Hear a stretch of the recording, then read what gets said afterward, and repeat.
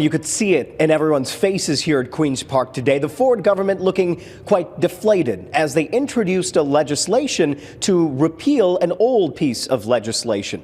The union members, on the other hand, it was a cause to celebrate for them because, as they say, they now have their bargaining rights back. Mr. McNaught. It was legislation that unleashed a firestorm. The Ford government's use of the notwithstanding clause to impose a contract on 55,000 education support workers was met with fierce resistance. Not just protests on the front lawn of Queen's Park, but the threat of a general strike that was slated to take place today. Instead, the Ford government capitulated.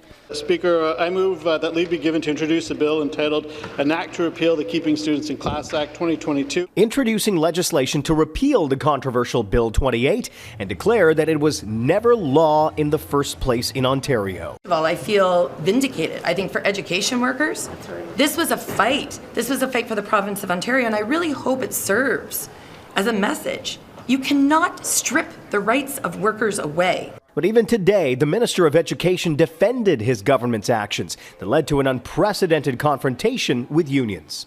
We know that the threat of strikes, pandemics, have a great deal of impact on children's mental, physical, and social emotional health and their academic success, Speaker. That's why we are at the table today, and we will remain at the table.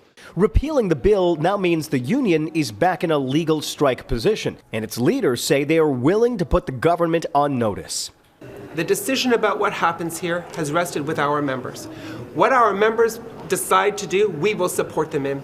Already, they're signaling dissatisfaction with the government's current offer.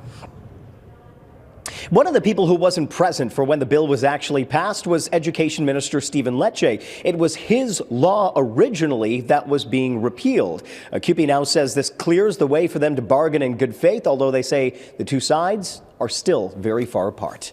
At Queen's Park, I'm Colin D'Mello. Alan, back to you. Thanks, Colin.